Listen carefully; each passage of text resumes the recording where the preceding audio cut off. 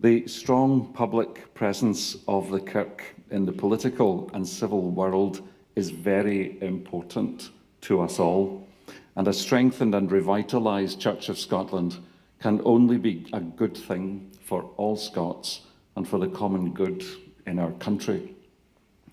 I'd also like to thank you and the General Assembly for your kind congratulations on the election of Pope Leo and condolences that I received from your predecessor and many others in the Kirk on the death of Pope Francis.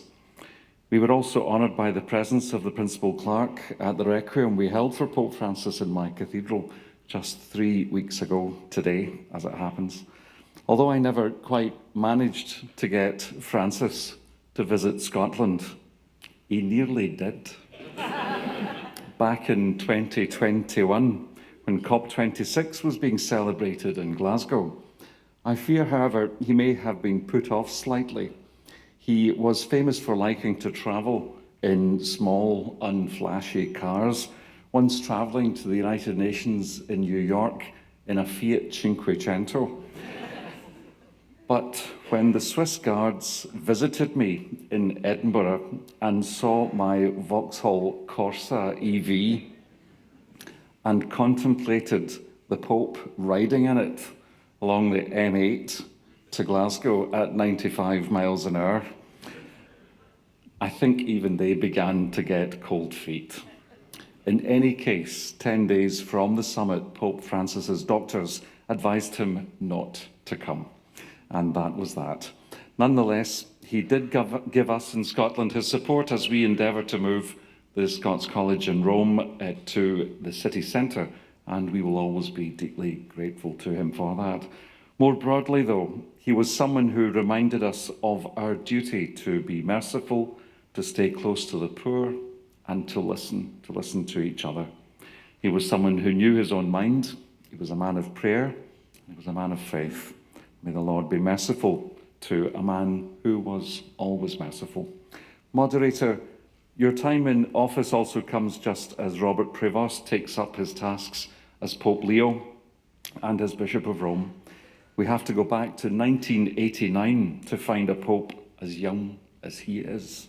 I know, Margaret Thatcher, that long ago. Not only that, his choice of name as Pope has shown that he's got great taste. Well, my mum thinks so anyway.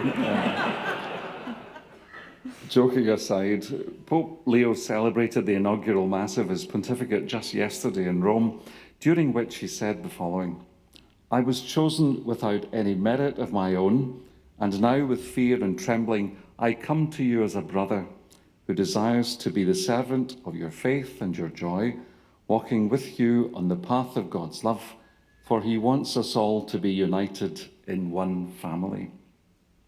I hope and pray that these words will speak for themselves, my friends, including in our work to build one Christian family again.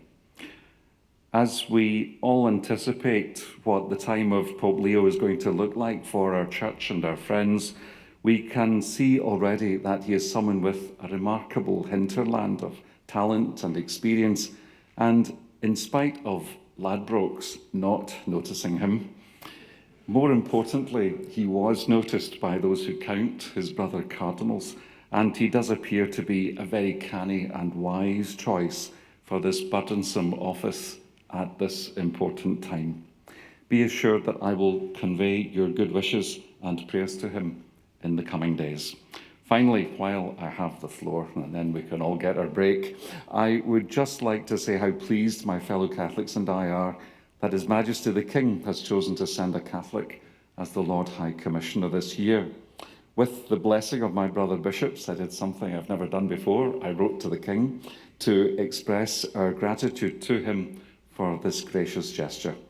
By doing so, it would appear that the King has chosen to build on the momentum created by the signing of the St. Margaret's Declaration in 2022, and Catholics in Scotland welcome that very warmly indeed. For my part, I see this as another small but important step that will help to nourish a trust and a friendship that become us as brothers and sisters in Christ in this little corner of the Lord's vineyard. Moderator, may God bless you and the Assembly and its commissioners in your important tasks. Thank you very much. Thank you, Leo.